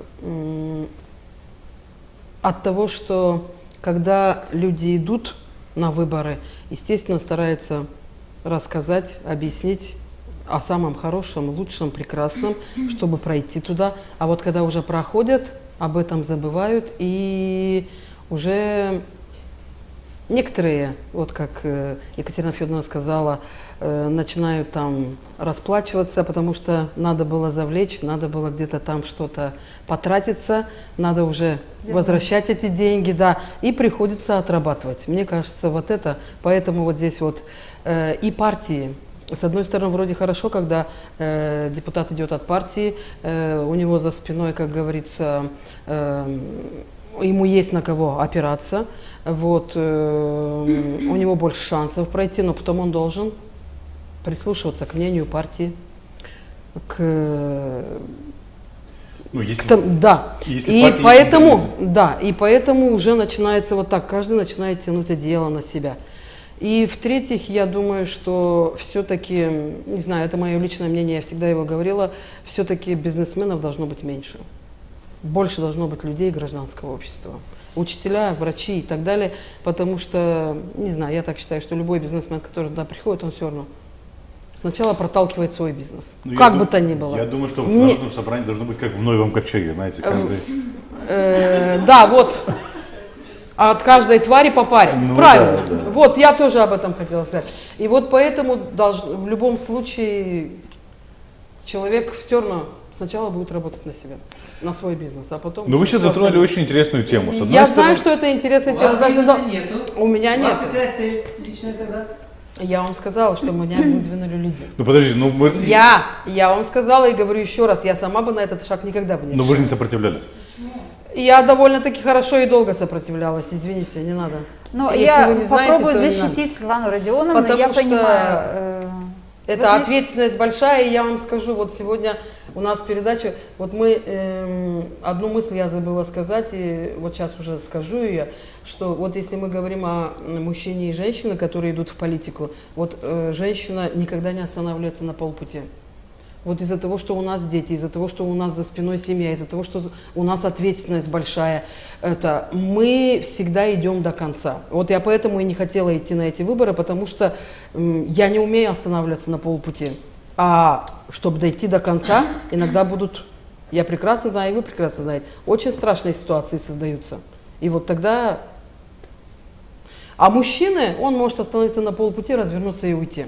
А мы прекрасно знаем, что если мы начали, мы должны закончить. И сделать это сегодня, не завтра, не через месяц, не через год, а сделать это сегодня, потому что мы знаем, что у нас завтра дети, у нас завтра работа, у нас завтра муж, у нас завтра семья, у нас стирка и все остальное. Понимаете? Вот поэтому мы идем до конца. А вот мужчины, они иногда умеют вовремя остановиться, развернуться и дать задний ход. Ну, а мы не всегда это не все умеем. мужчины сворачивают на полпути, Согласна, и не все согласна. женщины идут до конца. Да, и Давайте не все говорить, женщины, идут до правильно, конца. согласна. Я Но это одна из причин тоже. Короткой репликой хотела бы сказать, ну, я призвала бы во всяком случае не видеть в каждом депутате, который, вот как Светлана Родионовна сейчас говорит о том, что я пошла, потому что мне предложили жители села, но не надо видеть априори в этих людях людей, которые будут чьи-то интересы продвигать. Вы говорите, у вас нет бизнеса, ради чего же идет тогда Светлана Родионовна? Я хочу вам сказать, после 4,5 лет работы в Народном собрании у меня не было бизнеса тогда, нет бизнеса сейчас.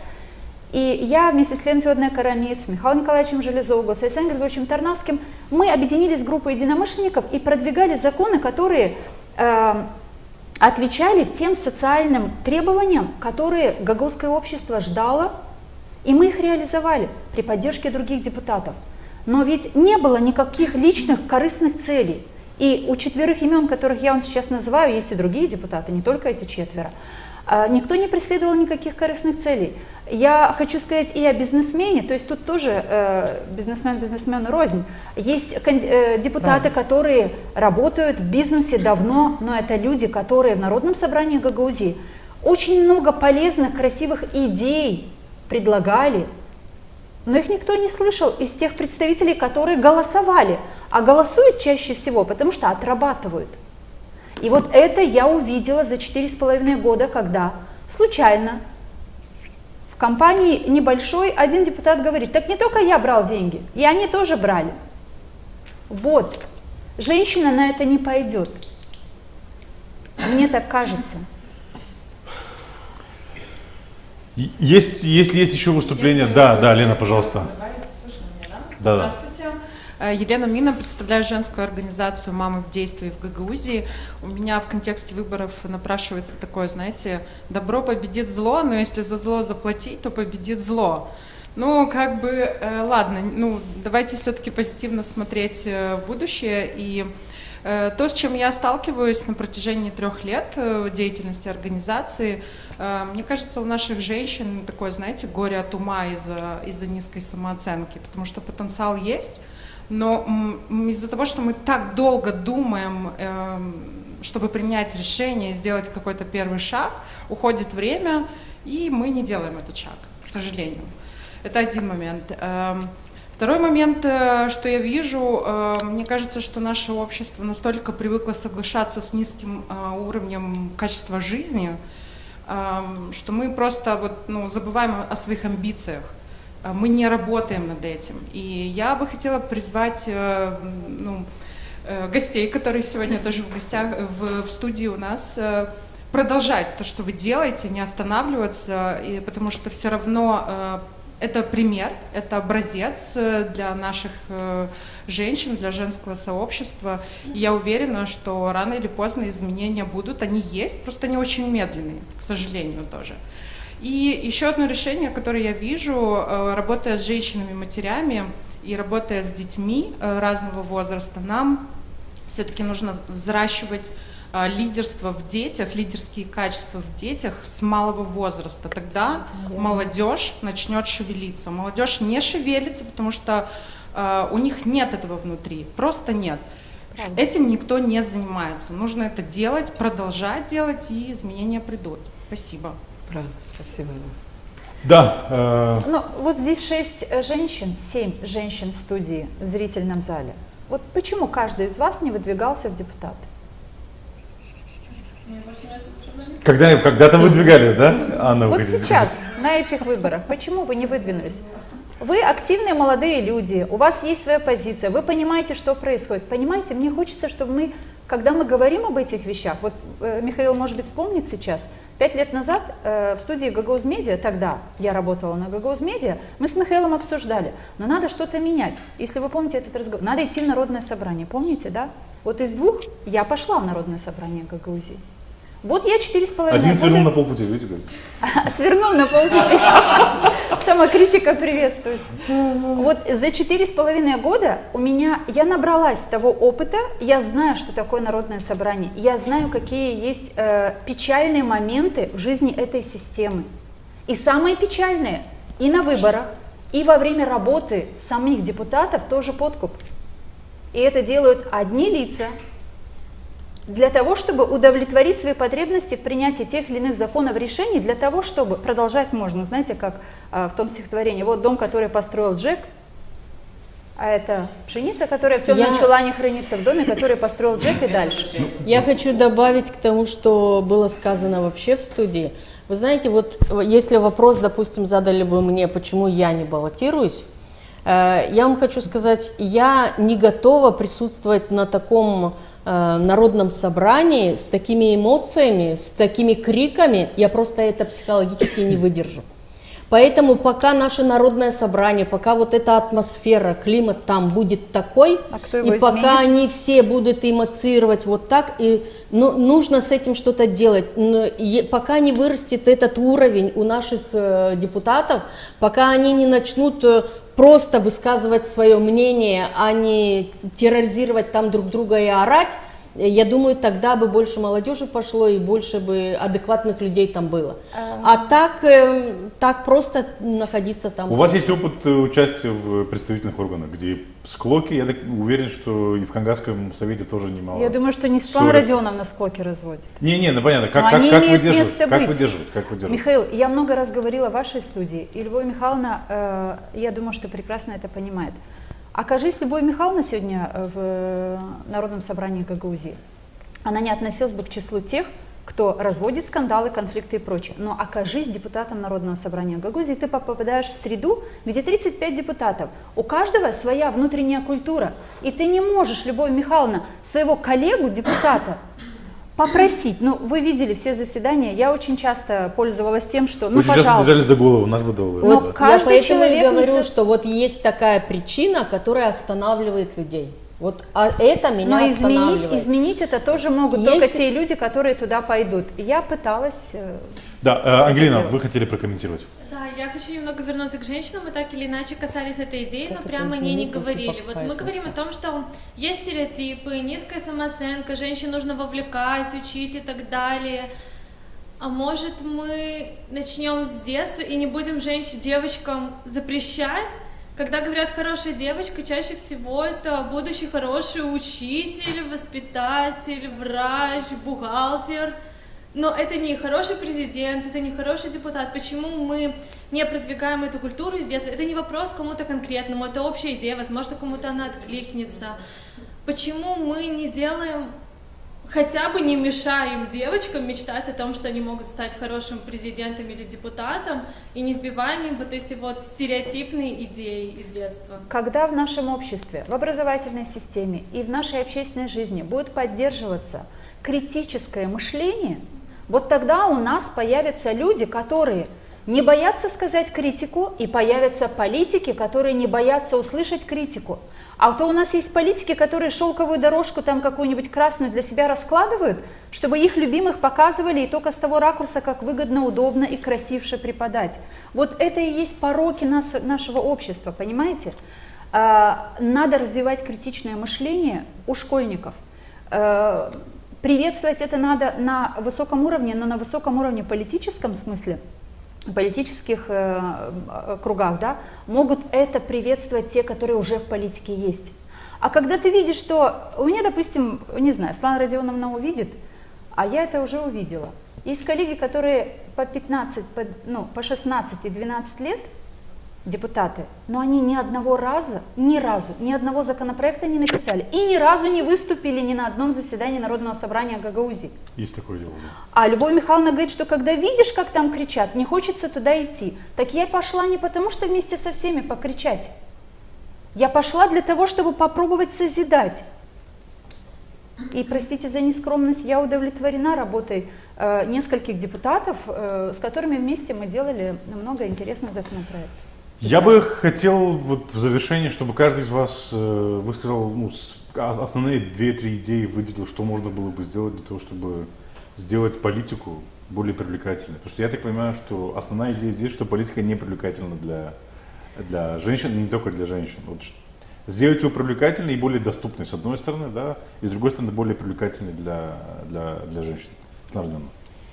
Ну, во-первых, я уже сказала, то, что проводить встречи с успешными женщинами, с успешными, это даже нашего Башкана пригласить, и чтобы люди видели, особенно женщины, чтобы они могли как бы поделиться своим опытом, как они пришли в политику и чего добились, и каковы результаты. Это первое. Второе, вот то, что сейчас Ангелина сказала, мне эта идея понравилась, то, что действительно нам надо воспитывать детей с детства, но Екатерина Федоровна добавила, развила эту мысль, я еще хочу добавить одно, мы должны это делать вместе с семьей. Если мы в школе будем воспитывать их, повышать их самооценку, а дома их будут родители, потому что ты никто, и я тебя кормлю, и я тебя одеваю, и все остальное, естественно, это у нас ничего не получится. Вместе с семьей, да, я согласна, в школе есть психологи, да, это хорошая идея. Но вы согласны с тем, что школа не поощряет критическое мышление и высказывание? Нет, почему? Нет, я бы не сказала. Есть у нас много учителей, которые на своих уроках используют методы критического мышления, заставляют детей работать, думать. Это психологи очень часто тренинги проводят. Я бы не сказала. В школе очень часто это проводится в последнее время. Ну и еще я хотела бы сказать, естественно, это какими-то методами поднять самооценку наших женщин. Не знаю, через семью работать или через общество. Не знаю как, но действительно надо поднять и надо сделать так, чтобы они сами этого захотели. Спасибо большое, Екатерина Федоровна. Вы предлагаете, хорошая идея, да, больше историй должно в медиа появляться об успешных женщинах. Но вот успешной была одна из моих коллег, потому что 20 лет возглавляла одно из лучших учебных заведений в Гагаузии, директор лицея села Авдарма Елена Федоровна Карамид. Ни разу не была приглашена на общественное телевидение ГРТ, просто чтобы рассказала, как ее лицей стал 15-м лицеем в стране, в Молдове, в рейтинге 2019 году, простите.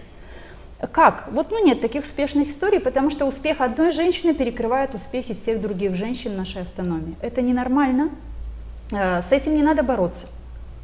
Не надо бороться, потому что у общественного телевидения есть обязанность, ответственность работать по закону. Это нужно требовать. И я очень надеюсь, что не удалось 6-му созыву, очень надеюсь, Светлана Родионовна, что это удастся вам, вашему созыву, общественное телевидение все-таки вернуть в русло работы общественного телевидения, телевидения открытого для всех. Потому что мы тут говорим о некоторых вопросах, а медиаорганизаций очень мало в Гагаузии, их вообще мало. И когда общественное телевидение не работает так, как должно, и не отвечает на запросы общества, это плохо. Отвечая на ваш вопрос, Михаил, что нужно делать и в чем причина? Я думаю, у нас очень мало смелых людей. И я предложила бы образовательной системе в нашей автономии поощрять смелость. Вот не надо говорить сейчас, что у детей очень много свободы. Я очень часто от учителей слышу вот такое, но свободу надо понимать, о какой свободе вы говорите. Если непозволительно сегодня молодому человеку высказать свое критичное отношение, но корректное. Вот корректности нужно обучать всех. Критичное отношение к системе образования, родители не могут высказаться критично.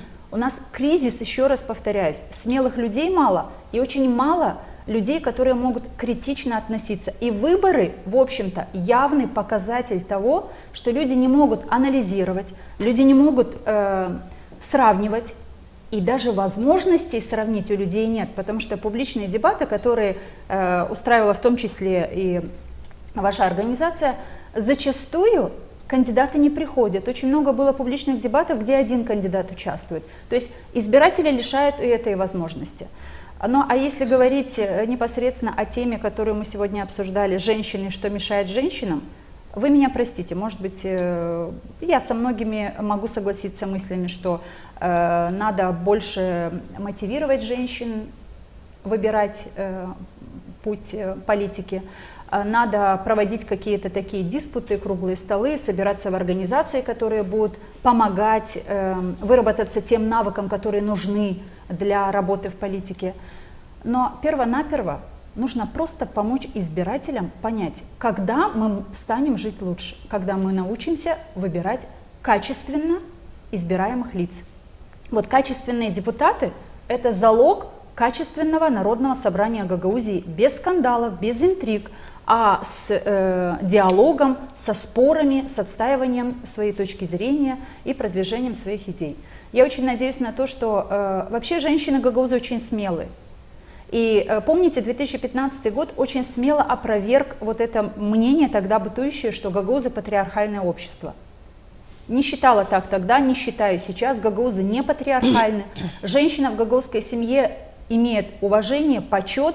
И если в этой семье женщина скажет «я хочу», если в семье нормальные отношения, то обязательно семья поддержит. Во всяком случае, не только мой один пример такой. Я знаю многих женщин, которые получали такую поддержку. Вот и вы озвучили, Светлана Родионовна, ваш пример. В добрый путь я сказала бы всем женщинам, которые хотят попробовать себя в политике.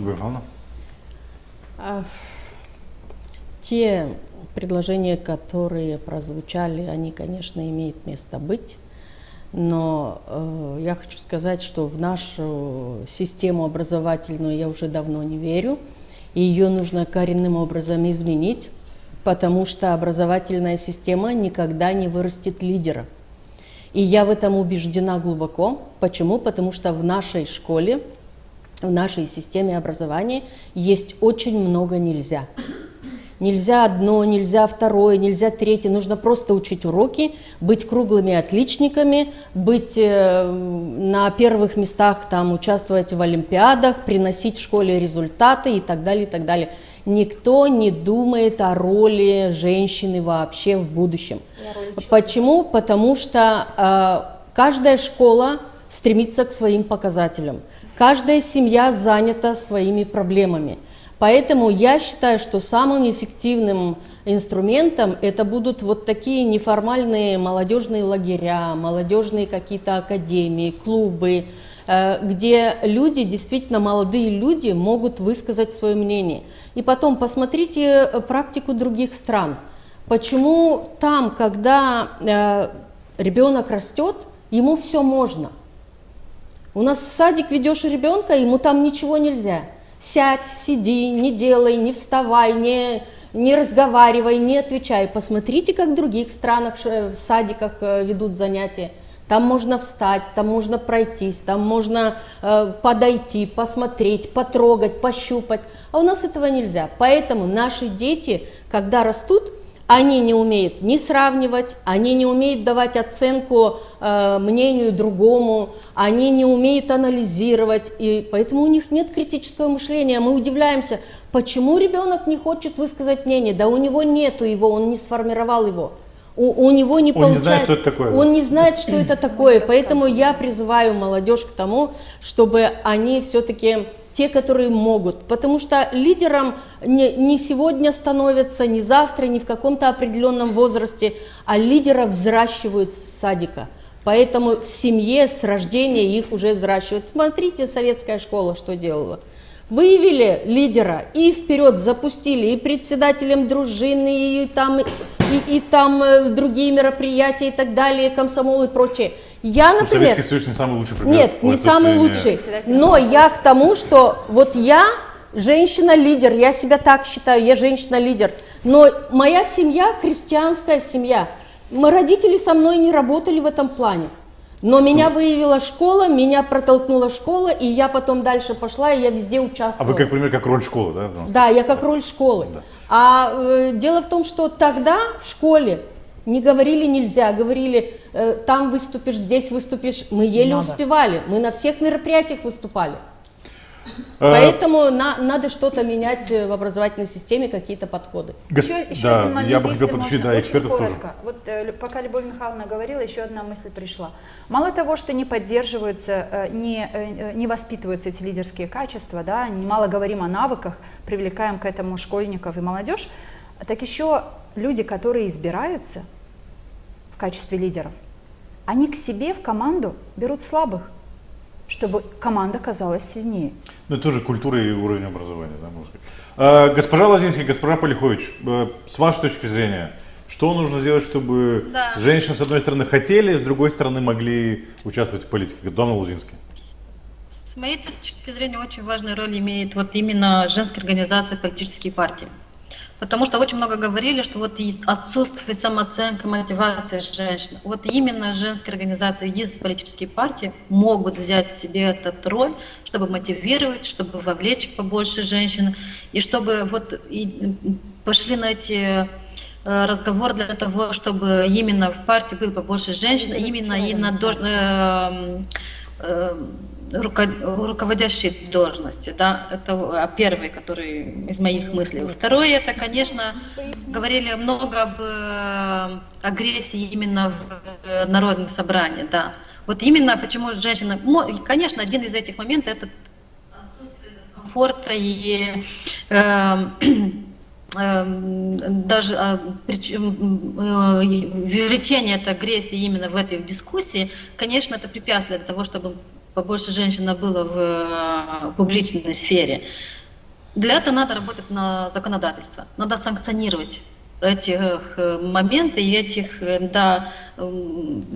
этот феномен. Это во второе. И, конечно, образование, но это не только в школа, но это образование может быть и нонформальное, да, в сфере. И, конечно же, в конце концов, но не последнее, это продвижение моделей, которые особенно не как это сказать, нетрадиционных сферах, там, где женщина работает. Модели всегда работают и всегда влияют на уровне, когда ты хочешь делать для себя такое вот решение, какой у тебя выбор будет, быть или не быть в одной сфере. Если у тебя есть какие-то модели, это всегда важно, когда ты делаешь такой выбор. Спасибо большое, Дона Полихович. Ваше видение. Да, знаете, как я очень внимательно слышала все мнения, я хотела бы сказать так. Политика есть такая, какая она есть. Если нам не нравится качество этой политики, и нам не нравится качество этих политиков, мы имеем абсолютно все возможности поменять это. И это мы можем менять и нашим активным участием в выборах и в политику, и показать избирателю другое качество этой политики и других принципов работы в политике, других принципов принятия решений. Да, в парламентах, в местных советах должны быть дебаты, потому что там собираются депутаты, у которых разные видения на решение той же самой проблемы. И через эти дебаты они в нормальных условиях они должны принять самое хорошее решение, которое подходит всем гражданам того региона, того села или той страны. Если Михаил сегодня нашел таких хороших женщин, участвовать в этом обсуждении, я уверена, что абсолютно все СМИ в этом регионе смогут найти тоже хороших, активных женщин, чтобы участвовали в дебатах по разным тематикам. Не обязательно в каждом дебате обсуждать участие женщин в политике. Если создадите платформу для обсуждения разных вопросов, то тогда избиратели скажут: вот, хороший специалист в области образования, давай поддержать эту кандидатуру на пост депутата в нашем местном собрании. Вот хороший экономист, хороший инженер. Вот именно такие платформы нам нужно создавать и показать гражданам региона, что у вас есть достаточно много хороших женщин, которые имеют абсолютно все данные быть хорошими депутатами в местном собрании. Я уверена, что в каждом селе есть как минимум 10 активных женщин, которые могут участвовать в таких дебатах, потому что я знаю очень много проектов, которые развиваются и внедряются в ваших селах. И почему женщины могут очень быть хорошим менеджером в этих проектах, строить новые там здания или инфраструктуру, а она не может никак участвовать в принятии решений в этом местном парламенте. Просто нужно больше информации дать публике о этих женщинах. И я не согласна с тем, что было сегодня сказано, что в школе не дают возможность ребенку как-то развивать свои лидерские качества, и у детей или у молодых нету своего мнения. В нашем обществе не имеет значения, где ты родился, у каждого есть свое мнение. Проблема у нас, что мы еще, к сожалению, не учились услышать это мнение, понять и допустить, что молодой сможет там какой-то очень умной мысли, какое-то умное предложение высказать. У нас еще очень часто услышишь такое, учат яйцо учит курицу, да. Да, и нам нужно с нас начать и посмотреть, насколько мы открыты допустить, что молодая женщина или молодой парень может прийти с очень хорошим предложением для решения какого-то проблемы. Если мы сможем добиться того, чтобы быть толерантными и допускать, что никто не является обладателем высшей истины, то тогда у нас появятся дополнительные возможности на получить качественных политиков и больше женщин, которые участвуют в принятии решений в нашей стране. Спасибо большое, госпожа Полихович, господин Лозинский, за ваше мнение. Спасибо большое за мысли, которыми вы поделились сегодня в этой передаче. Госпожа Полихович сказала, что Михаил нашел женщин для этой передачи, нашла Мария женщин для этой передачи. Спасибо, Мария. Всех участников, да. Спасибо большое, что приняли участие. Это очень важная, с моей точки зрения, дискуссия. И она должна происходить как можно чаще. И проблема не только в недостаточном и слабом участии женщин и представленности женщин в политике, а в слабом участии или слабой представленности и других категорий населения, в частности молодежи. У нас в Народном собрании, согласен, больше перекос с бизнесменами. И это, к сожалению, факт. И я думаю, что всем нужно принимать решения и думать, что с этим делать. Слабая подготовленность избирателей – это все-таки фундамент. Все другие проблемы, они на этом фундаменте рождаются.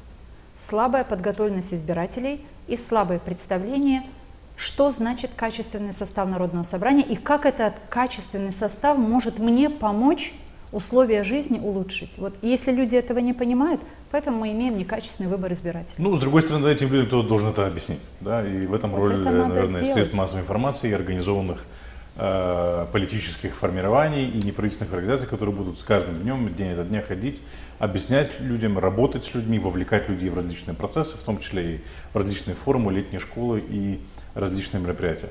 Мы благодарим вас за то, что вы были с нами сегодня вечером, уважаемые посетители сайта Нокта. Посещайте сайт Нокта, вы будете в курсе всего, что происходит в Гагаузии Республики Молдова, и в том числе, как в Гагаузии обстоят дела с представительством женщин и других категорий населения. До следующих встреч. До свидания.